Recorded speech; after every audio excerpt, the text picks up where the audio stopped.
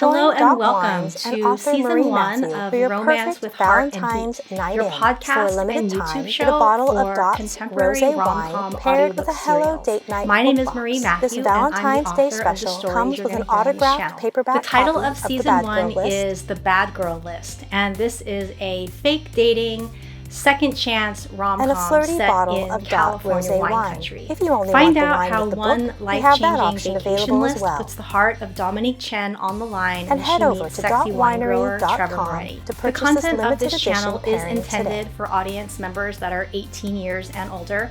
There is some explicit content on this channel. There is light swearing and there are some explicit spicy scenes. So I don't want any surprises as people move into the story, so you have been warned.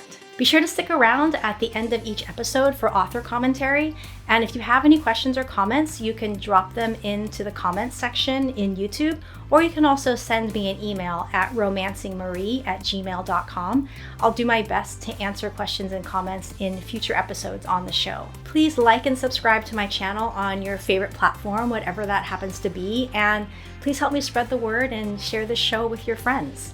Now, as you're listening along, if you get to the point where the tension's too much and you just can't wait to find out what happens next, you can head over to mariematthew.com and you can purchase the complete season of The Bad Girl List over on my website.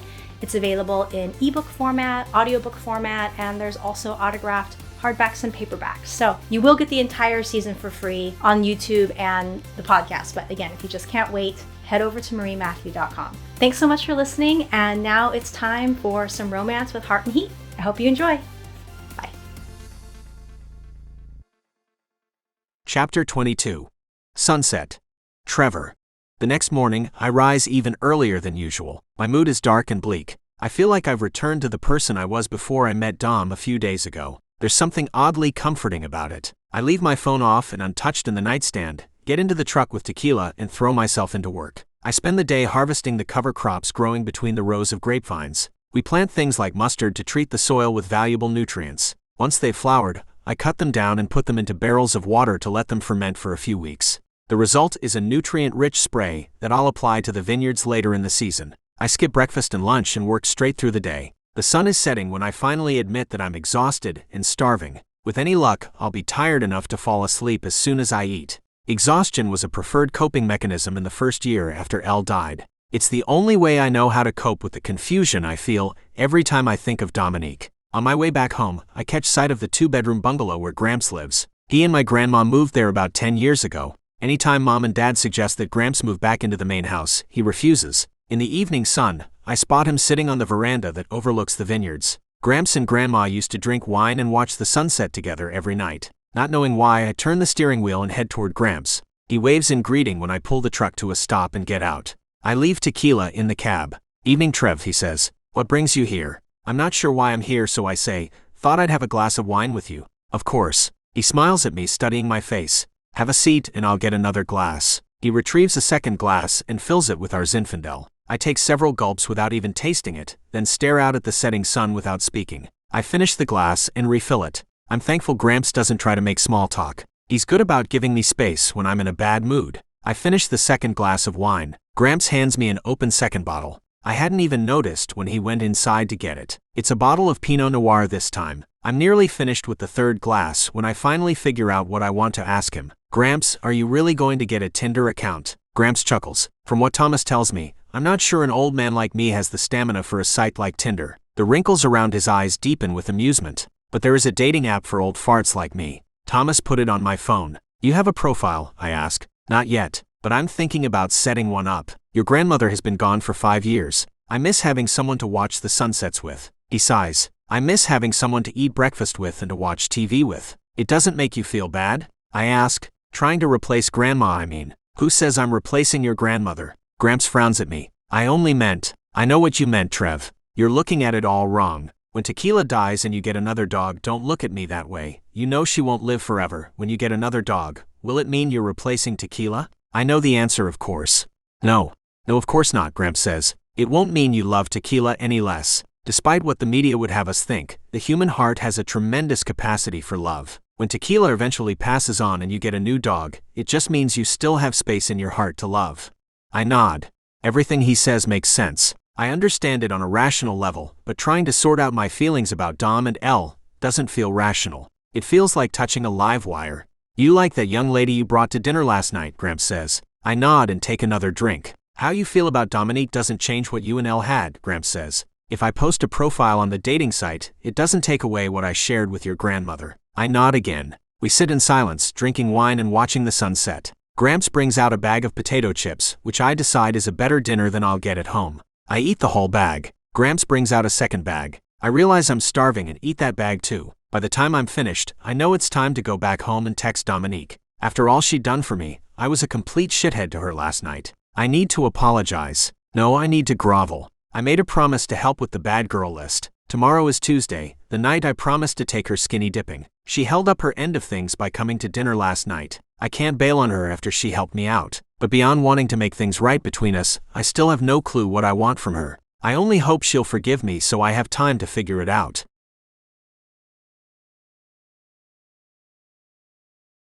Who says you need a +1 for a satisfying date night? Meet Hello Date Night, the book box that contains everything you need for a perfect night of pleasure. Each box comes with an autographed copy of the Bad Girl List, a discreet feminine pleasure toy with a matching travel bag, and a sensual rose candle. Say yes to your perfect date night and head over to mariematthew.com to purchase this limited edition book box today.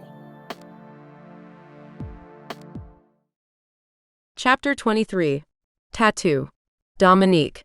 What are you girls going to do tonight, Mom asks. She and the aunties are almost ready to leave for the casino for their rematch with the old-timers. Fast and Furious movie marathon, Annika says. We've been waiting for you guys to get out of the house so we can crank up the volume and properly experience the adrenaline of Vin Diesel and fast cars. You're not going out with the Moretti boys, Mom asks. She's looking at me when she asks this question, but I pretend not to notice. I'm sprawled on the couch drawing, working on different ideas for the tattoo I'm going to get later tonight. My morning may have started out crappy, but my mood has been restored thanks to the fun day planned by the aunties. I have a deep lavender pedicure with polka dots, and we got lots of fun family pictures on our beach picnic. I still feel a twinge when I think about Trevor. It bothers me that he broke off contact before holding up his half of the bargain to help me with the bad girl list, especially when the whole thing had been his idea. He was supposed to go to the tattoo parlor with me, among other things. At least I'm not waiting around like a desperate loser. This tattoo is happening tonight, with or without Trevor Moretti.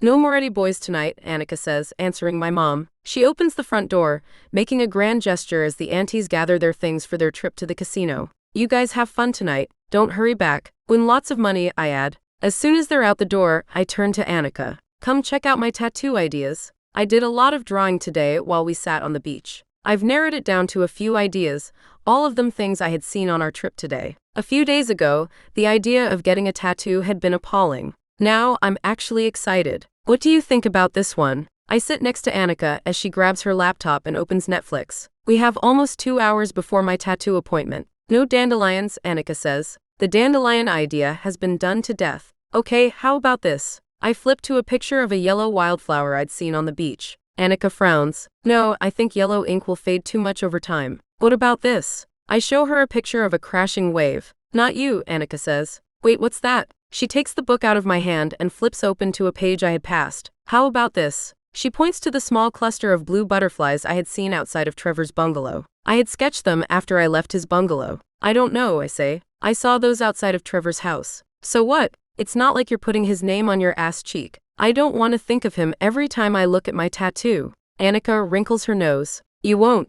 I won't? No. You'll think about this awesome wine country vacation you took with your family. You saw the butterflies while we were out tasting at one of the local wineries, and you fell in love with them. Annika's version of the story is technically true. I might be able to run with that, I say, warming to the idea. Besides, Annika says, butterflies are the classic symbol of transformation. You don't get to be a butterfly without being a creepy crawly caterpillar first. This vacation is all about you getting a new lease on life. It's perfect. I nod, turning the sketchbook to examine the picture from another direction. It really could make a cool tattoo. I flip to a new page and start a revised butterfly sketch. Annika starts a Fast and Furious movie, but I'm too busy drawing to watch it. When she brings me warmed-up leftovers for dinner, I eat it without paying much attention to what it is. When I get to my fourth rendition of the butterflies, I hit pause on the movie. Vin Diesel is frozen on the screen behind the wheel of a car, flames going up in his rear window. What do you think? I hold up the most recent picture for Annika to see. I'll put it on my hip. I've adjusted the angle of the 4 little blue butterflies in such a way that they'll lay nicely on that particular part of my body. It's perfect, Annika says, and it will be sexy as hell on your hip. Whoever replaces Oliver in your future is going to go ape shit over it. Her phone pings. She grabs it and reads the message, her grin growing. What? I ask. Who is it? It's Minnie. She is going to help you cross off number 2 on the bad girl list. She just scored a bag of weed. Tomorrow night we are going to hotbox in a parking lot. This is going to be so fun. Now I just have to see if Thomas can go with us. Is something going on with you and Thomas? I ask, recalling my conversation about the two of them last night. He's almost as hot as Trevor. Are you kidding me? He's way hotter than Trevor. He at least shaves and gets regular haircuts and irons his clothes. Annika has always been into the clean-cut guys. So you like him? I ask. Yes, but no. I'm sworn off players, remember? I want a real relationship. That guy is a horn dog on steroids. Besides, I'm trying to help him hook up with Minnie. If I help him get laid, he promised to send me home with a case of their best wine. He's paying you to help him with Minnie? We've been over this, Dom. You know I never pay for my day drinking habits. I rely on my skills of negotiation to keep my wine fridge stocked. Besides, Minnie is into him. Half her texts are questions about him. It's not like I'm trying to connect two people who hate each other. You're just taking advantage of the situation to keep your wine fridge stocked, I ask. Exactly. This is a situation you will benefit from when you move in. I should have you pick a guy for me. At least then I'll know he's semi-responsible, even if a tad on the dickwad side. Trevor isn't a dickwad, I say defensively.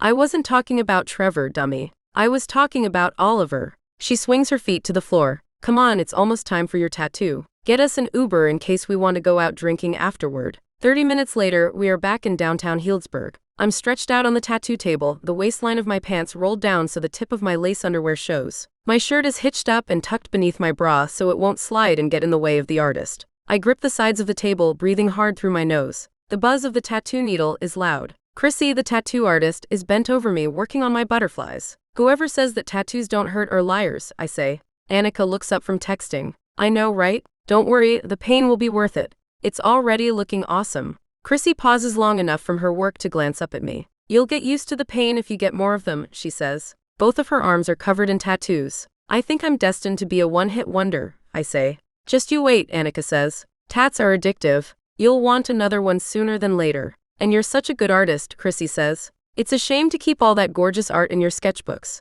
More of it needs to be on your body. I'm about to reply when the needle abruptly goes over my hip bone. I gasp as the pain intensifies. I close my eyes, letting myself experience this for what it is. Despite the pain, I have to admit I'm enjoying this. Not the pain, but the act of connecting with my art in a new way feels good. It feels bold to place it permanently on my body, but at the same time it makes sense for me to wear my art. I can't believe I never considered getting a tattoo before this. As the needle continues to drone on, a distant part of my brain registers a phone dinging with a text message. I assume it's Annika's cell. She's been texting nonstop with Minnie and Thomas ever since we got here. I'm surprised when Annika says, Dom, that's your phone. Want me to see who it is? Sure. My breath hitches again as the needle seems to drive right into my bone. Just breathe through it, Chrissy says without looking up. This is interesting, Annika says. I keep my eyes squeezed shut, the overhead fluorescent lighting making my eyelids glow red. Who is it? He who shall not be named, Annika replies. And we're not talking about Lord Voldemort. My eyes snap open. I hate the electrical current that zaps through me at the mere mention of Trevor Moretti. Annika scoots her chair over to sit closer and holds up the phone so I can read the message from Trevor. Hi Dom. Sorry I didn't get back to you last night. I didn't mean to be a dick. I got overwhelmed. I had played out a scene like this a dozen times in my head today. In every version, I imagined Trevor reaching out and me playing it cool. In each one, I politely turned him down when he asked me to hang out. I moved on with my vacation and finished the bad girl list without him, thank you very much. But now he's gone and apologized. This possibility hadn't entered any of my mental wanderings. Not only that, but he's admitting he blew me off, and he's sorry about it. This surprises me too. Oliver never liked to admit he was wrong, even when he did shitty things like eat my leftovers or forget to pay his half of the bills on time. Somehow, he'd always make it sound like it was my fault. I hadn't gone grocery shopping and he was hungry, so what else could he have done besides eat my food?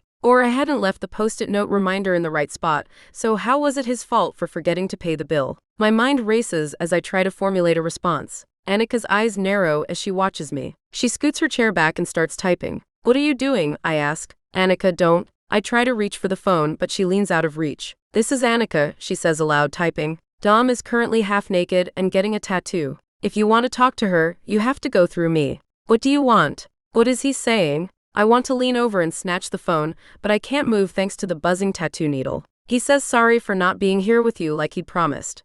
Wow.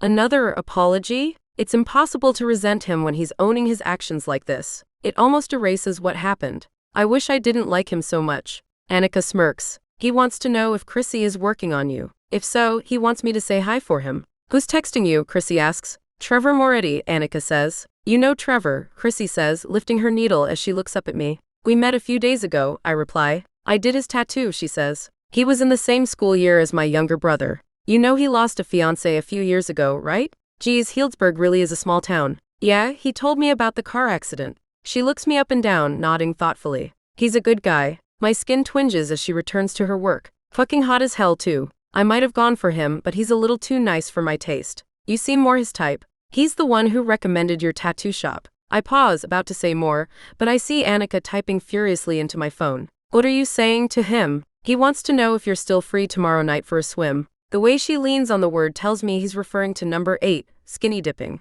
My body goes cold, then hot as I think about skinny dipping with Trevor. He's keeping his promise to help me with the bad girl list. Maybe he's getting past whatever tangled him up last night? I feel an idiotic smile pulling at my lips. Swimming, Chrissy says. You can't go swimming. You can't soak your tattoo in water for at least 2 weeks. What? I stare at her, my mind spinning. Part of me is disappointed. Another part of me says to hell with the tattoo. I'm not missing out on a chance to go skinny dipping with Trevor. She doesn't have a choice, Annika says. If she doesn't go skinny dipping sometime during our vacation, she loses her bet with me. I'm thankful she doesn't spell out the gory details of the bad girl list. Chrissy's eyebrows climb. What's the bet? She'll let me move in with her rent-free for 6 months, I say. And she has a crush on Trevor, Annika adds. She really can't miss this. I don't deny it. Even knowing I probably look desperate, I nod vigorously to support everything Annika has just said. Chrissy purses her lips in thought. I don't want Thomas to accuse me of being a cock-blocker the next time I run into him, so okay. But you have to wrap the tattoo with saran wrap to keep it dry. Lots and lots of saran wrap. And surgical tape. Can you do that? Yes, I say. No problem. I won't let it get wet, I promise. I turn my attention to my cousin. Annika, please give me my phone. No way, she says. I'm not going to give you a chance to wreck things by being too nice. I'm letting him know about your prior engagement to get stoned with me, Minnie, and Thomas. Annika, don't get your panties in a twist, she says. I'm inviting him to go with us. He can take us swimming after that. What's he saying? Chrissy asks. She seems to be enjoying the show. He's in, Annika says. He'll grab a ride with Thomas and meet up with us after dinner. Trevor just asked me to go skinny dipping with him tomorrow. My body responds to this with a surge between my legs and a tingling in my nipples. I carefully cross my ankles, hoping Chrissy can't smell my arousal. I remind myself not to get my hopes up. I'm not sure Trevor knows what he wants. At least he's honoring his side of our deal to help me with the bad girl list. That means something. I tell myself that whatever happens or doesn't happen, that will be enough.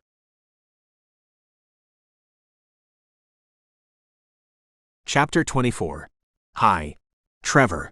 After dinner the next day, Thomas and I jump into his car and head into town to meet Dom, Minnie, and Annika. I try to act casual, but I'm nervous as fuck. What do you say to someone after being a complete shithead? Is she as excited to see me as I am to see her? Annika's last text to me had been, if you can't be nice to my cousin, don't bother showing up tomorrow. And then an hour later, a text had finally come from Dom. Sorry about Annika. I'm looking forward to seeing you tomorrow. I'm looking forward to seeing you too, I had replied. Then I spent the next few minutes trying to find the perfect emoji to round out that sentence. In the end, I picked a flower and a smiley face. She responded with her own smiley face and a thumbs up. That was the end of our conversation. I started to text her at least a dozen times after that, but ended up erasing every message. Meeting Dom was changing me, but I didn't know how to tell her that without being weird, especially when I wasn't sure where things were between us. Thomas and I drive through downtown Healdsburg, which is relatively quiet since it's a weeknight. There are still tourists in town from Passport like Dom's family, but the majority have returned home. Thomas leaves the plaza and enters the patchwork of tight streets lined with turn-of-the-century bungalows. There are lots of bed and breakfasts and boutique hotels down here. A few minutes later, a familiar park comes into view. Georgie Park is a place my mother brought us often when we were kids. There are several plastic play structures, a sandbox, tennis courts, and basketball courts. This is a place where local families hang out. Along the back corner of the parking lot are big eucalyptus trees. Minnie's beat-up silver Toyota Corolla is parked in the shadows, out of sight to anyone passing by on the street. When we pull up beside them, I see the windows are fogged. A hand in the driver's seat wipes away a circle. Minnie's nose ring and dark makeup fill the glass. She grins when she sees us, holding up a glowing joint. "Those bitches," Thomas says. "They're getting high without us." The muscles along my neck and shoulders tense. I'm reminded that I'd promised to smoke a joint with Dom. I'd also promised to take her to the tattoo shop. 2 more strikes against me. Thomas hustles over to the Corolla and opens the front passenger seat. A cloud of marijuana smoke billows out. If I didn't know they were getting high inside, I would have thought the car was on fire. I haven't smoked pot since college. I always preferred alcohol to weed, but I'm up for anything if it means I get to hang out with Dom. I swallow against a suddenly dry throat, taking my time getting out of the Tesla. My mind gallops at 1,000 miles an hour, and I try to think of what to say to Dom. Should I just act casual? How am I supposed to do that when all I want to do is grab her and hold her against me? One of the back doors swings open. Dom leans out, her eyes glassy and her smile wide. Her buns are in disarray, half falling out. "Trevor," she says. "Hi." She continues to hang half in, half out of the car, still smiling at me. Everything in me eases. "Hey." I smile down at her, taking in the languid muscles of her body. All day I'd been worried about what I would say when I saw Dom tonight. And here I am saved by a hotbox. She doesn't move. In fact, she seems to be settling into her hanging half out of the car pose. Her head lolls to one side as her smile stretches wider across her face. "Excuse her." Annika appears next to Dom. She's never been high before. She puts her hand around Dom's waist and pulls. "Out of the way, cutie," she says. "Your grape farmer wants inside." "Your grape farmer." Annika's words, not mine. Is that a good sign, or is it just the weed talking? I slide into the marijuana-infused car, feeling like I'm back in high school. The feeling is not unpleasant. It takes me back to a time when the most I had to worry about was an algebra test, or whether Lindsay in 5th period English liked me. Dom's head flops onto my shoulder, her dark eyes looking up at me. She's sandwiched between me and Annika in the back seat. "You want to see my tattoo?" I sure as hell want to see her tattoo, after Annika's description of her laid out on Chrissy's table, but all I say is, "What did you get?" "I drew it," she says. "It was inspired by your vineyard." She fumbles with the button on her cargo pants, but Annika bats her hands away. "Keep your pants on, cousin," she says. "This car is too small for a strip show. You can get naked as soon as we get to the pool." No, Thomas says, turning around in the front seat. "Keep going with the strip show." I'm all eyes. I scowl at him, but he ignores me, the end of the joint in his hand glowing bright orange as he inhales. "Oh yeah," Minnie says, her voice a sexy purr. "Let's see your tattoo, doll. I'm sure I have some dollar bills around if you want to dance for us." "You guys." Annika barks a laugh, then grabs Dom by the shoulders when she attempts to stand. "Sit down. Don't move until I tell you to. I did not bring extra saran wrap to keep your tat covered. It's not supposed to get wet, remember?" "Okay." Dom returns her head to my shoulder, twisting her body so that she wedges up against me. "Here." Thomas holds the joint in my direction. He's already taken several hits. Fuck, it's been way too long since I got high. I take a long drag from the joint, pulling the smoke into my lungs. It burns pleasantly down my esophagus. I cough, Dom said. "A lot." She has gone from leaning her head on me to partially draping herself across me. One of her hands is dangerously close to my crotch. Like I coughed a ton. I've never even smoked a cigarette before. "We popped her marijuana cherry tonight," Minnie says with a wicked flirtatious smile. I can't tell if she's talking to Annika, Thomas, or both. I exhale and take another puff. I want to be as relaxed as everyone else in the car. "More?"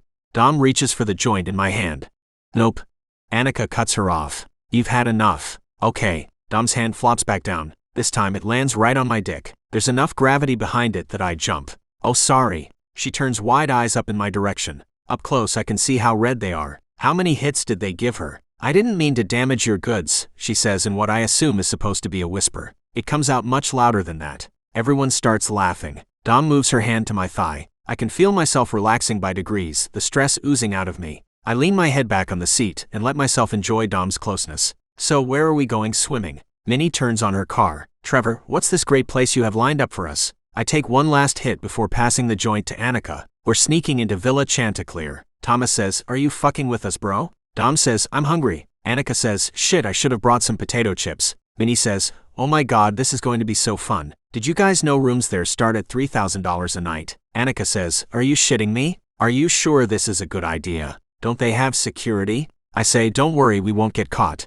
I did this back in high school on homecoming night." Thomas says, "Seriously? You snuck into Villa Chanticleer and didn't tell me? I couldn't have you ratting me out to mom and dad." "Minnie, head up Fitch Mountain and I'll show you where to park." Minnie pulls out of the lot, heading toward Fitch Mountain, a local town landmark. Villa Chanticleer is the most expensive place in Healdsburg and sits right on the top of the mountain. Fitch Mountain had once been a resort area due to its proximity to the Russian River. The little community once consisted of pitted one-lane roads and mismatched cabins tucked in among the trees. It still has the pitted one-lane roads, but over the years many of the cabins had been purchased and fixed up. The area is now a mix of run-down homes that look like meth dens and mega mansions that belong on the cover of Better Homes and Gardens. Minnie's Corolla hits the road that snakes up the mountain. Tall trees close in around us. Dom's hand rubs up and down my leg, each movement getting a little closer to my crotch. I'm already starting to get hard. I take her hand and lace her fingers with mine in an effort to keep my dick under control. It feels so good to be touching her and have her so close. I've never been so happy for pot in my life. It enabled me to skip any and all awkward conversations with Dom and go straight to this.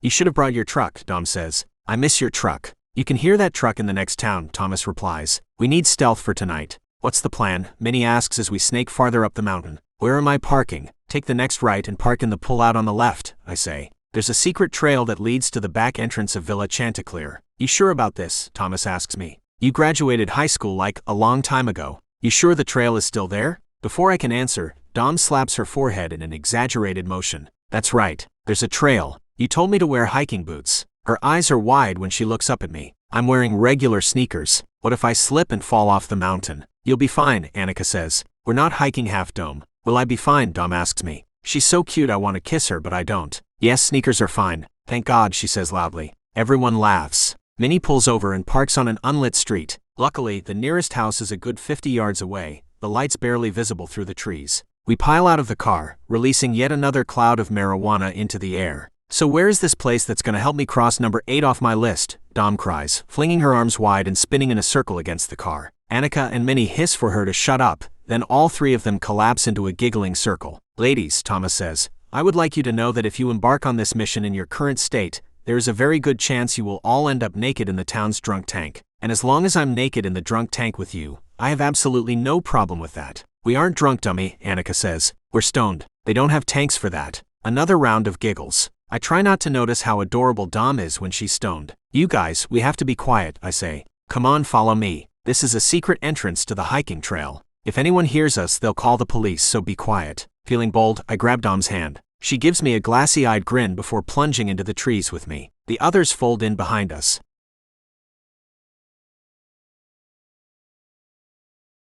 Hey guys, welcome to the Marie Matthews Show. I am the author of the Bad Girl List, Marie Matthew. Welcome. This is the author commentary portion of the show, and I would like to start the show off by saying cheers, salute. I hope you're drinking something yummy, whether it's alcohol or non-alcohol. I am drinking Acacia Rosé. This is a 2018 and it's California Appellation. So that means the grapes are from California. This is from the grocery outlet, you guys. So when I'm not being spoiled by my dad, Papa Mike, or by my husband's very generous families at his school who give us very nice wine at the holidays, I shop at the grocery outlet. So I'll just walk around and see what looks interesting. I'll buy it. Sometimes it goes down the drain. Sometimes it's delicious. Anyway, today I'm trying the Acacia Rosé. It's a little old. We're in 2023. This is a 2018 Rosé. It's a little old. It's actually pretty damn good though. Nice acid, nice rose petal flavor, not too big, lighter on the alcohol. I like it. It has quite a bit of body. I think it'd probably be a little bit better with food. Yeah, I might have it with chicken. It's pretty good. So, grocery outlet for the win.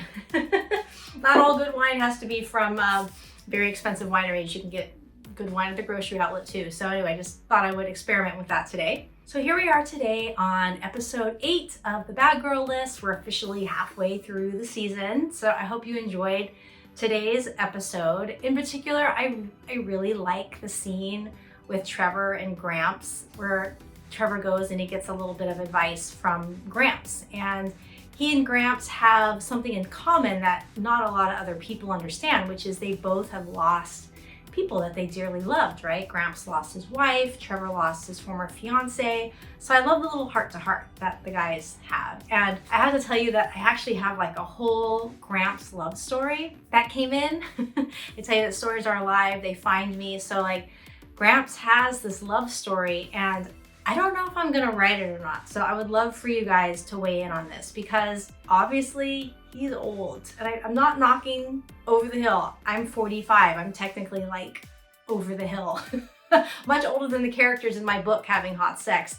But do people want to read silver-haired romances? I don't know. I have no idea if people want to read these or not. So it's like a super cute story, but I don't know if people want to read it. So I would love to know what you think. Are you interested in a silver-haired romance? Would you want it written the same way? Like, do you want them to crack out the blue pill and you want to see them having hot sex? Or is that like, do we want it behind closed doors because we don't want to see silver-haired people having great sex? I don't know. I have gray hair. You can't really see it in the video, but I have it at my temples, so I'm certainly not knocking gray hair. When my hair does go all gray, I'm probably just gonna leave it that way. I'm kind of a no fuss kind of girl. I probably won't dye it. So I'm certainly not knocking gray hair.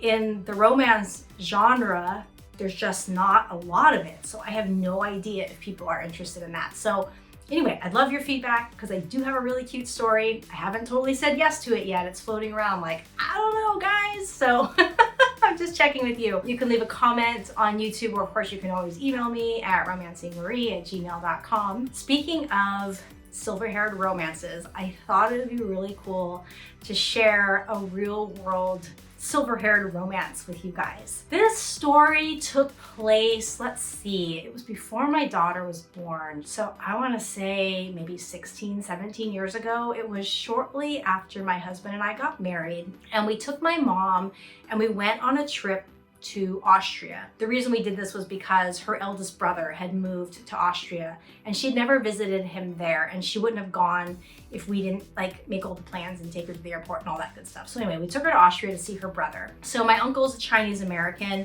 my aunt is Austrian, and they met during the time of the Vietnam War. My uncle was drafted, and instead of going to Vietnam, he opted for a longer tour of service and he went to Europe. And while he was stationed over there, he met my aunt in Austria and fell in love, and he never came home. He never came home. And he lived as an English teacher in this beautiful little hamlet in Austria. Definitely looked like Sound of Music, like Hills Are Alive, right? It's beautiful. I was lucky enough to see him there a couple of times before he passed away. So when we went there was this church that they wanted us to have a look at. So we got in the car with them.